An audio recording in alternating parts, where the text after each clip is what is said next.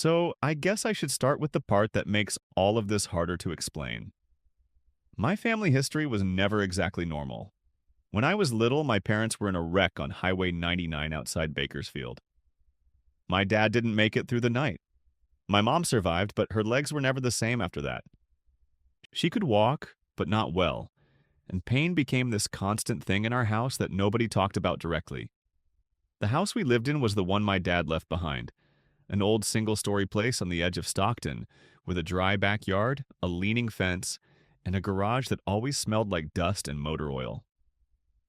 For a long time, it was just me, my mom, and that house.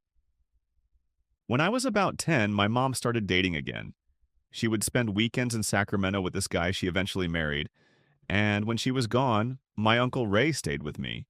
Ray was my dad's younger brother, and honestly, he was the closest thing I had to a father. He taught me how to throw a baseball in the backyard. He took me to cheap movie theaters when it was too hot to do anything else.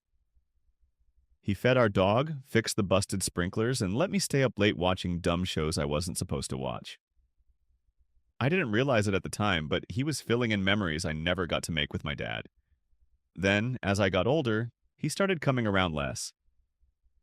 My mom married the guy from Sacramento, and little by little, Ray just faded out of our lives. By the time I was 16, months would pass without him visiting or calling. Whenever I asked my mom about him, she got vague. She'd say he was dealing with things or needed space. I assumed maybe he was sick, or maybe they had some kind of family fight I wasn't allowed to know about. My mom was the kind of person who thought hiding painful things was the same as protecting someone. After losing my dad, I think she just couldn't bring herself to deliver more bad news. When I turned 18, the house was basically mine. My mom and her husband had bought a place near Roseville, and she only came by once or twice a week. I was a legal adult, living alone in a house I didn't pay rent for, so obviously I didn't complain. I had friends over. I had girls over. I left dishes in the sink longer than I should have. I acted like any 18-year-old guy with too much freedom and not enough supervision. But sometimes, after everyone left, the house felt huge. Empty houses have their own kind of sound. The fridge kicking on, the pipes knocking, wind pushing against old windows. Usually I could ignore it. The only other living thing there was my dog, Milo. He was a 13-year-old Australian Shepherd mix, mostly deaf, mostly tired, and completely attached to me. He slept on my bed every night like it was his job. One night in January, I woke up and Milo wasn't there. I remember the month because our Christmas tree was still standing in the living room, dry and pathetic, with half the lights burned out.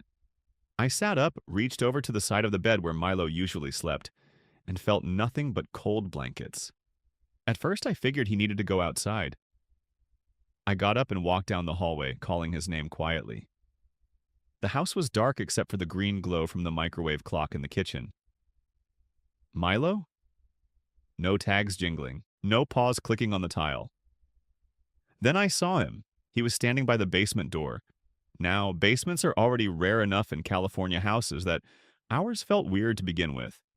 It wasn't some huge finished basement, just an old storage space under part of the house with concrete floors, laundry machines, and boxes of stuff nobody wanted to sort through.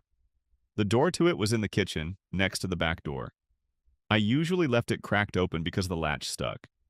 Milo was staring down into the dark gap like something down there had his full attention. He didn't bark. He didn't growl. He just stood there, stiff, ears forward. I stepped closer and whispered, "What is it, boy?" He turned his head toward me for half a second. His tail gave one small wag. Then he looked right back into the basement. That was when I felt it.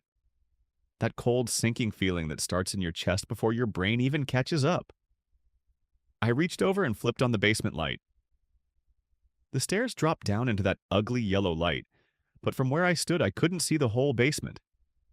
Just the first few steps and the wall at the bottom. Milo inched forward like he wanted to go down, but something was stopping him. I told myself it was a rat, or a raccoon, or the house settling, anything normal.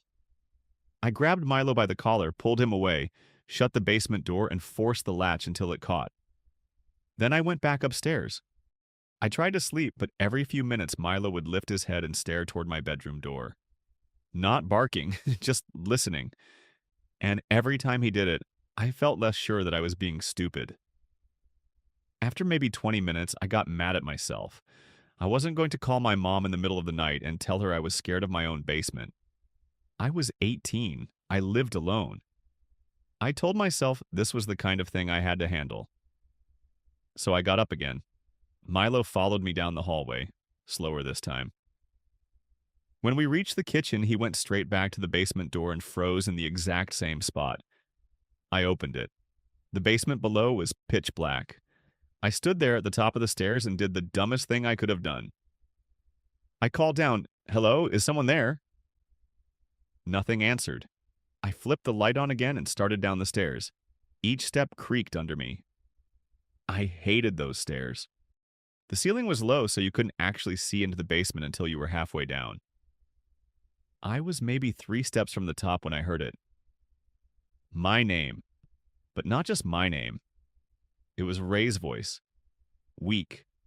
Raspy. Like he was hurt somewhere in the dark. Evan. I knew that voice instantly, even after all those years. My stomach dropped so hard I almost missed the next step. I didn't even think. The second I heard my name, I rushed down the rest of the stairs. "Uncle Ray?" I shouted. The basement was empty, completely empty. Metal shelves lined one wall, stacked with old paint cans and cardboard boxes that hadn't been touched in years. The washing machine sat in the corner beside an ancient dryer. A faded couch faced an old tube TV that hadn't worked since I was a kid. Nobody. I turned in a full circle, my pulse hammering so hard it hurt. "Ray?" My voice echoed back at me. I looked behind the couch. Nothing. Behind the shelves. Nothing. Under the stairs. Nothing. The only place left was the small laundry room tucked into the far corner behind a narrow door. As I stared toward it, I thought I heard something. Not a voice, just the faintest scrape, like someone shifting their weight. Every instinct in my body suddenly screamed the same thing. Run! I don't know why. Maybe my brain noticed something before I consciously did. Maybe it was pure panic. Whatever it was, every muscle locked up for half a second before I turned around and sprinted. I flew up the stairs 2 at a time. I didn't even bother shutting off the basement light. By the time I reached the top, Milo was finally barking. He almost never barked anymore because of his age, but now he was losing his mind. I slammed the basement door shut, forced the latch closed with both hands, then ran upstairs with Milo right behind me. The first thing I did was lock myself inside my bedroom. My hands were shaking so badly that I dropped my phone twice before I finally managed to call my mom. She answered after the 4th ring. "Evan?" I was whispering and yelling at the same time. "Mom, someone's in the basement." "What?" "Someone's down there." She stayed quiet. It sounded exactly like Uncle Ray. Another pause. Milo heard it too. He was standing at the basement door before I even woke up. She let me finish without interrupting once. When I finally stopped talking, breathing hard, I expected panic. Instead, she answered in the calmest voice imaginable. "Honey, you probably had a nightmare." "No. I know what I heard." "Evan, I'm serious. There is somebody down there. I heard him. It was Ray." Silence. Long enough that I pulled the phone away from my ear to make sure the call hadn't dropped. When she spoke again, her voice sounded different, almost defeated. "There's something I never told you." My stomach tightened. "Ray got sick." "What?" "A few years after he stopped visiting, he was diagnosed with cancer." I felt cold all over. He didn't want anyone seeing him after treatment started. My grip tightened around the phone. "He passed away almost 5 years ago." "No." I said it immediately. "No, that's impossible." "I just heard him. He called him my name." "Mom, he's downstairs right now." She inhaled slowly before answering. If there is someone in that basement, you need to call 911. That snapped me back to reality. I hung up immediately and dialed the police. Trying to explain everything without sounding insane wasn't easy. I think someone broke into my house. Are you in a safe place? Yes. Can you see the intruder? No. But I heard someone. Where are they now? I think they're in the basement. The dispatcher kept me talking until officers arrived. Those 10 minutes felt longer than the rest of the night combined. Every tiny sound made me freeze. Milo stayed pressed against my leg the entire time, staring toward the bedroom door. Then I heard knocking downstairs. Stockton Police!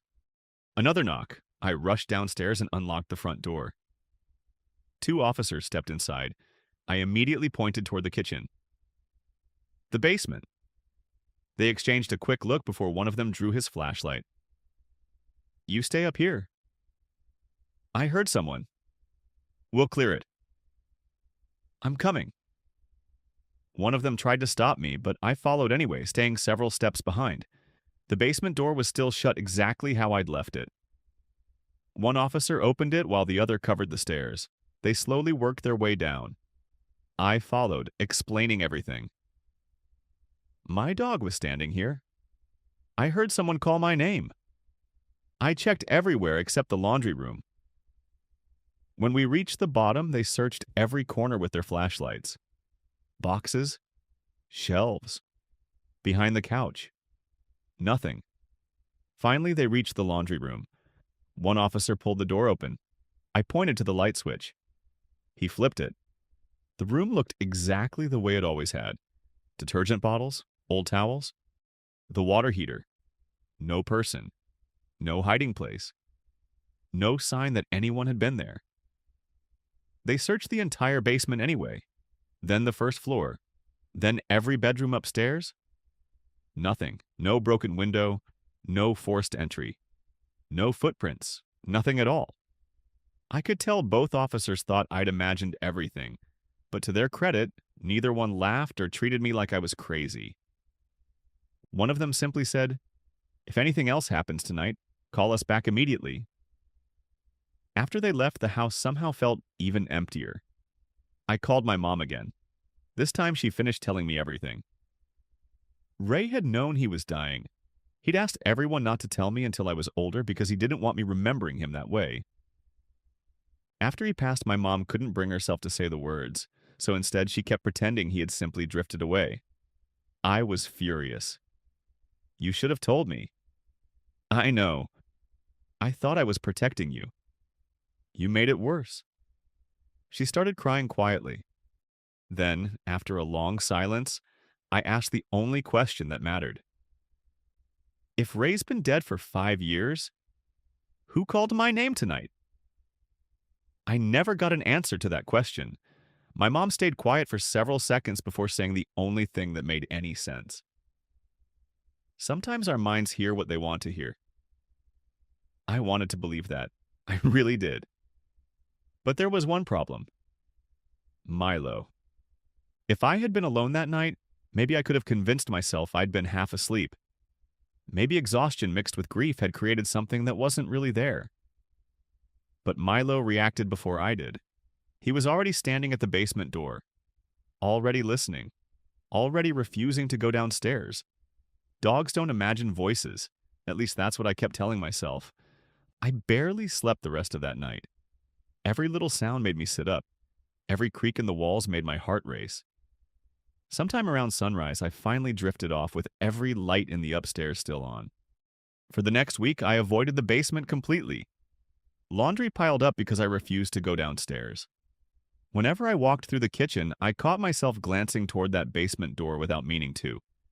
Milo stopped staring at it after a couple of days, but I never really did. Something about that part of the house had changed, or maybe I had. A year later, my mom finally sold the place. She said the house carried too many memories. I never argued. Even now, years later, if someone asks whether I believe in ghosts, I don't really know what to tell them. All I know is this. I heard my uncle's voice, and my dog heard something first. A few years later, I convinced myself I'd finally moved past everything. I was 24 by then and renting the second floor of an old duplex in Fresno. Calling it an apartment was generous. Someone had basically converted the upstairs of a 100-year-old house into a tiny living space with a bedroom, bathroom, miniature kitchen, and living room. The landlord lived somewhere near San Diego and almost never visited. The downstairs unit had been empty for months while he supposedly renovated it. That part never bothered me during the day. At night, it was different. Knowing an entire floor beneath you was completely dark had a strange effect on your imagination. Still, the rent was cheap. That's all that mattered. For the first month, nothing unusual happened. Then, one Tuesday around 1 in the morning, I was lying in bed scrolling through videos on my phone when I heard a footstep. Directly below me. It was so clear I actually froze. 5 seconds later, another one. Slow. Heavy. Exactly like someone walking across old hardwood floors. I held my breath. Another step. Then silence. I told myself it was the house settling. Old homes made noise. Everyone said that. But these weren't pops or creaks. These sounded deliberate. Measured, like someone pacing. The next morning before leaving for work, I unlocked the downstairs unit to reassure myself. Dust covered everything. The living room was empty except for a broken wooden table leaning against one wall. Nobody. No footprints. Nothing disturbed. I laughed at myself the entire drive to work, until it happened again 2 nights later. This time around 12:30. 3 slow footsteps. Silence. Then 3 more. I muted my television and stood perfectly still in the middle of my living room. Every sound came from directly beneath my feet. I even knelt down and pressed my ear against the floor. Step. Step. Step. Then nothing. The silence afterward somehow felt worse. I texted my friend Mason. Me. Pretty sure somebody's walking around downstairs. Mason. Congrats. Sounds like you finally got neighbors. I laughed, mostly because I wanted him to be right. Over the next week, it kept happening. Always late. Always downstairs. Sometimes footsteps. Once it sounded like a cabinet closing. Another night, I could have sworn I heard a chair scrape across the floor. Finally, I called my landlord. He sounded irritated more than concerned. There shouldn't be anyone there. You sure? I've got the only keys besides yours. I live 6 hours away. It's probably the house settling. What if someone got inside? If you're worried, call the police. That was it. No offer to come check, no concern. Nothing. Hanging up somehow made me feel even more alone. If something really was happening, I was the only one dealing with it. That Friday, everything escalated. I got off work later than usual after covering someone else's shift. By the time I pulled into the driveway, it was almost 2 in the morning. The neighborhood was dead quiet. No porch lights, no passing cars. Just the orange glow of the streetlights and the sound of sprinklers running somewhere down the block. The second I unlocked my apartment door, something felt wrong. Nothing looked different. The lights were still off. The TV remote sat exactly where I'd left it. My backpack was still hanging from the kitchen chair, but the place didn't feel empty anymore. I stood in the doorway for nearly 10 seconds without moving. Then I heard it. Thud. It came from directly below me. Not a creak, not pipes. Something heavy bumping into either a wall or a piece of furniture. Every hair on my arm stood up. Before I could even think, another sound followed. Footsteps. Slow. Measured. Walking across the downstairs living room. I backed away so quickly I nearly tripped over the rug by the entrance. There was no way I was staying inside. I stepped back out, locked the apartment door, hurried down the stairs, and got into my truck. Only after locking every door did I realize my hands were shaking. I called 911. This time I didn't mention hearing voices. I simply reported that someone was inside the vacant downstairs unit. 2 officers arrived within minutes. I watched from inside my truck as they searched the exterior of the house before entering. Nearly 15 minutes later, one of them knocked on my window. We didn't find anybody. What about downstairs? Completely clear. No signs of forced entry. No broken windows. No one inside. I thanked them, but I could tell by the expression on both officers' faces that they believed I had mistaken ordinary house noises for footsteps. For the next few days, I tried convincing myself they were probably right. Then little things started happening. One afternoon after work, I noticed the downstairs front door wasn't fully closed. It sat open maybe an inch. I distinctly remembered watching one of the officers lock it before leaving. Another evening, I walked around the side of the building to take the trash out. That's when I smelled cigarette smoke. Fresh cigarette smoke. It lingered near one of the downstairs windows. I didn't smoke. None of the neighbors close enough for the smell to drift over smoked either. At least none that I'd ever seen. The odor disappeared as quickly as it came. Still, it bothered me. A lot. 3 nights later, the footsteps returned. Only this time they stopped directly beneath my bedroom. I lay perfectly still in bed. Listening, whoever or whatever, it was no longer seemed to be walking. It sounded like they were simply standing there, right below me. Not moving, not making a sound. Just standing. I checked my phone. 12:48 a.m. 10 seconds passed. Then I heard it. Tap. Tap. Tap. 3 light knocks. Almost gentle. They seemed to come from directly beneath the floor under my bed. My mouth instantly went dry. I couldn't explain why, but the feeling that hit me was unlike anything I'd experienced before. It wasn't just fear. It felt like someone knew exactly where I was. Like they were aware I was listening. I grabbed my phone and texted my friend Mason. Me. Can I crash at your place tonight? Before he answered, 3 more taps. Tap. Tap. Tap. Same rhythm. Same spot. I didn't even bother changing clothes. I grabbed my keys, wallet, laptop, and left. The next afternoon, Mason insisted on coming back with me. If someone's messing with you, he said, we'll figure it out. We searched the upstairs first. Nothing. Then we unlocked the downstairs unit. Dust still covered most of the floor. The place looked abandoned. As we walked through the kitchen, Mason suddenly crouched near one of the lower cabinets. Dude. What? Come here. I walked over. He pointed underneath the cabinet kick plate. Barely visible in the shadows was a cigarette butt. It looked fresh, not dusty, not old, like someone had shoved it back there recently.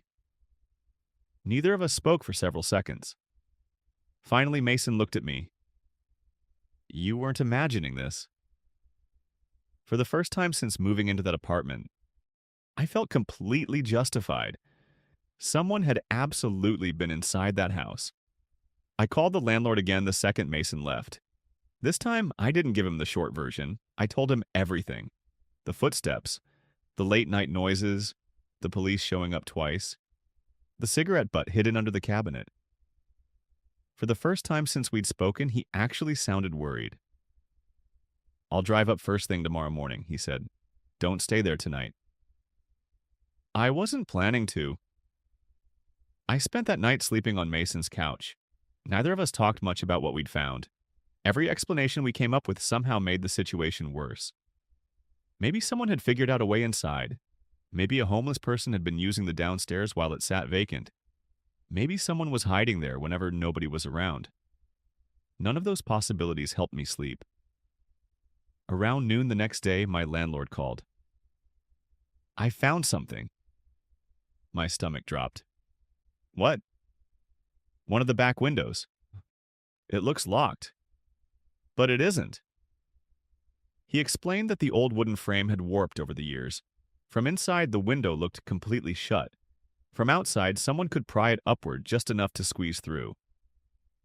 Not easily, but it could be done. He figured someone local had probably discovered it months ago. If they knew the downstairs was empty, it would have been the perfect place to crash without attracting attention. Hearing that made every strange night suddenly feel real. I asked if he was fixing it immediately. Already called someone. You should be okay now.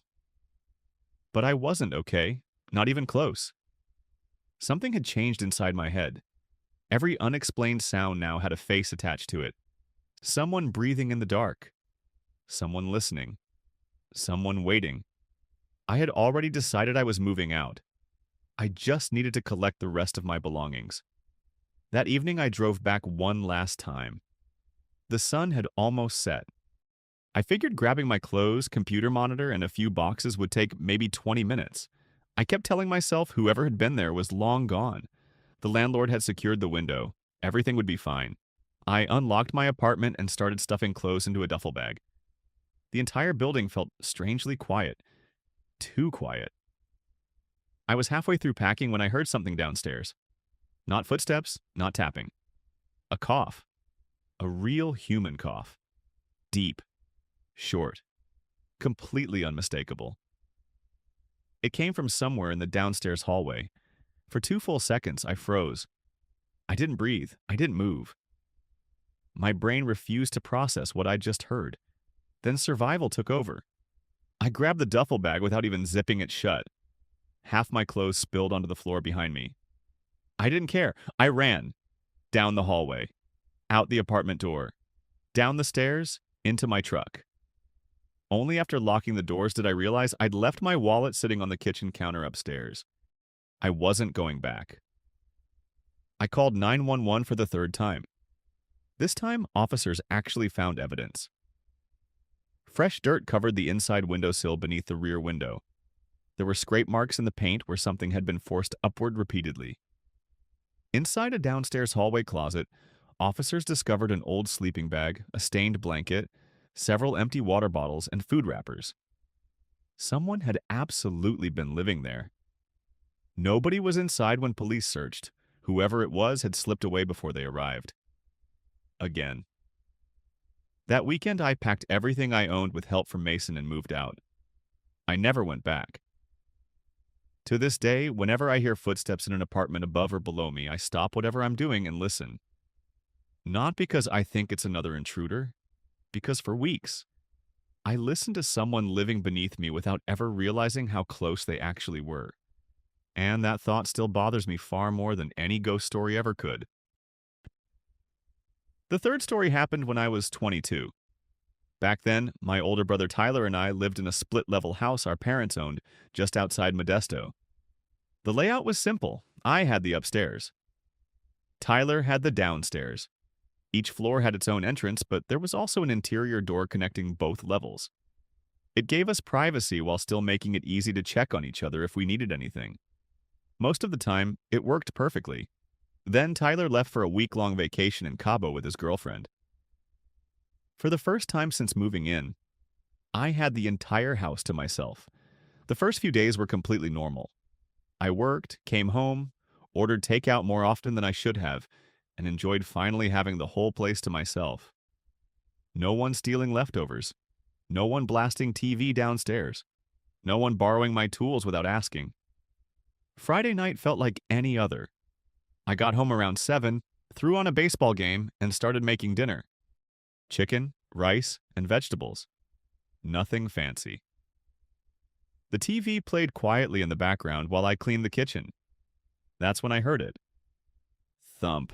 It came from downstairs, not especially loud, just enough to make me stop wiping the counter. I waited, nothing else. Old houses make strange noises all the time, so I tried to ignore it.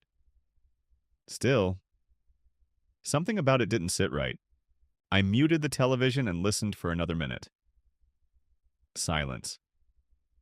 Finally, I grabbed my phone's flashlight and headed downstairs through the interior door. Every room looked exactly the way Tyler had left it. His living room, kitchen, bedroom, bathroom, nothing out of place. No open windows. No signs anyone had been there. Feeling slightly ridiculous, I went back upstairs and finished cleaning. Around 11, I got tired enough to head to bed. I fell asleep almost immediately. Then music woke me. Not loud enough to shake the house. Just loud enough to pull me out of a deep sleep. For a second, I couldn't figure out where it was coming from. Then I recognized it. The smart speaker sitting on my kitchen counter. Some slow instrumental piano song I'd never heard before. I stayed in bed and yelled, "Alexa, stop!" Nothing. I tried again. "Alexa, stop!" The music kept playing. Annoyed, I got out of bed and walked into the kitchen. "Alexa, stop!" The music instantly shut off. I stared at the speaker for a few seconds. Technology glitches. That was the obvious explanation. I shrugged, went back to bed, and closed my eyes. A minute later, the speaker spoke again. "I'm sorry. I didn't quite understand that." I sighed, walked back into the kitchen, pulled the power cord from the wall. "This should fix it." I actually laughed to myself. Then I went back to bed. I must have fallen asleep almost immediately because the next thing I remember was music blasting through the apartment again. I sat straight up. For a few seconds, I couldn't process what I was hearing. Then my stomach dropped. The music was coming from the kitchen, from the speaker, the same speaker I'd unplugged. I walked into the hallway much slower this time. Every instinct told me something wasn't right. "Alexa, stop!" The music stopped instantly. I looked toward the counter. The power cord was plugged back into the outlet. I just stood there, frozen. I remembered unplugging it. Not vaguely. Perfectly. I had wrapped the cord around the speaker myself before walking away. There was no chance I'd imagined that. The only explanation was one I didn't want to believe. Someone else had plugged it back in. I suddenly became very aware of how quiet the rest of the house was. I didn't check the downstairs. I didn't look inside closets. I didn't investigate anything. I backed away from the kitchen, walked into my bedroom, locked the door. Then I texted Tyler. "Me. Did you come home early?" A few seconds later, he replied with a laughing emoji. "Tyler, I'm literally sitting on the beach." A location pin appeared underneath his message. Cabo San Lucas. Definitely not home. The feeling in my stomach got worse. I dragged my desk chair across the room and wedged it beneath the bedroom doorknob. It probably wouldn't stop anyone, but it made me feel slightly better. I sat there listening. 5 minutes, nothing. 10 minutes, still nothing. Then, a whisper. Soft, barely audible, coming from somewhere near the living room. I couldn't make out every word, only the beginning. "Alexa, play..." The rest disappeared into a mumble. A second later, the speaker answered. "Playing your requested playlist." Music exploded through the house again, every ounce of blood drained from my face.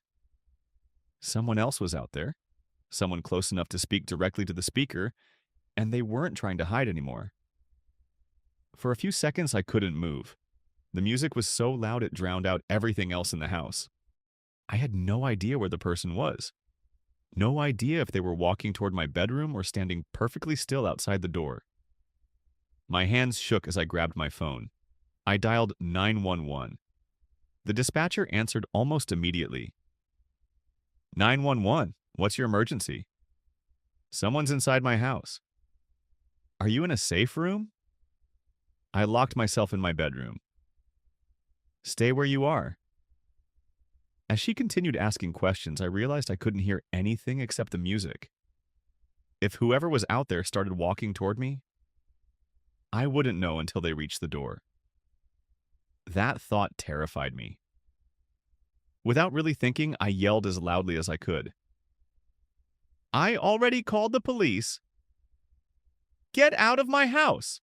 The dispatcher immediately asked if everything was okay. I just wanted them to know the cops are coming. Truthfully, I wasn't trying to scare anyone away. I was panicking. 22 years old. Home alone, no weapon, no idea who was only a few rooms away. The song finally ended. Silence filled the house again. Then I shouted one more time, "Alexa, stop!" The speaker obeyed. Everything went quiet. So quiet I could hear my own heartbeat. The dispatcher stayed on the line until officers arrived. A few minutes later, I heard pounding on the front door. Modesto Police! Only then did I remove the chair from beneath the doorknob. When I stepped into the hallway, 2 officers were already inside with their flashlights drawn. I explained everything: the music, the unplugged speaker, the whisper, the command. One officer examined the smart speaker while the other searched every room upstairs.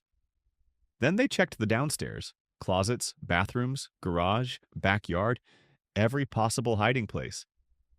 Nothing. The entire house was empty. I could tell they were trying to piece together some logical explanation. One officer finally asked, "Are you absolutely sure you unplugged the speaker?" "Positive." He nodded slowly but didn't argue. As they walked me toward the front door, the older officer stopped. "One more thing. When we arrived, your front door was standing wide open." I stared at him. "What?" "It wasn't forced. It was just open." My stomach turned. I knew I'd locked it. I always locked it, especially because I was alone. That meant only one thing. Someone had walked out through that door before the police entered. The officers suggested I stay somewhere else for the night. I didn't need convincing. I grabbed a backpack, threw a few clothes inside, unplugged the speaker one last time, and drove straight to my friend Caleb's apartment.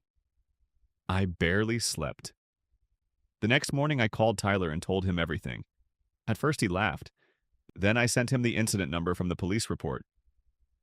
The laughter stopped. 2 days later he came home from Cabo. Together we searched the entire property again. Every closet, the attic access, the crawl space, even the detached garage, nothing appeared to be missing. Nothing. Nothing seemed out of place. That almost bothered me more. If someone had really been inside, what were they doing? They hadn't stolen anything. They hadn't damaged anything. They'd only wanted me to know they were there. That same afternoon, Tyler bought 4 security cameras. We installed one over the front door, one covering the backyard, one facing the downstairs hallway, and one inside the upstairs living room. From that day forward, nothing. No strange music, no whispers, no unexplained footsteps. No alerts from the cameras. It was as if whoever had been inside knew the house was no longer an easy target. About 6 months later, our parents decided to sell the property and rent it to another family. Tyler and I each found our own apartments closer to work. I never argued about moving.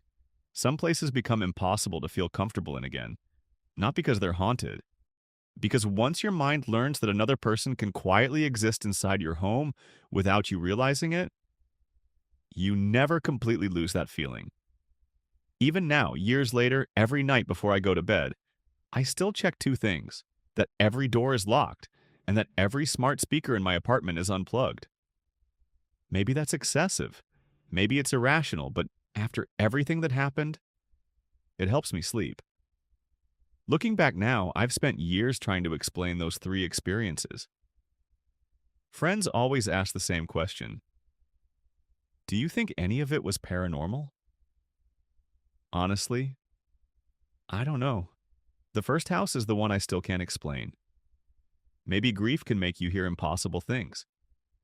Maybe my brain created a voice I desperately wanted to hear, but no explanation has ever answered one detail.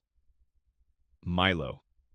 Before I heard anything, before I even got out of bed, he was already standing at the basement door, listening, waiting, refusing to move. That part has never made sense to me. The second apartment taught me something completely different. Sometimes the scariest explanation isn't a ghost. Sometimes it's another person. Someone who quietly figures out how to enter a place you think is secure. Someone who learns your routine.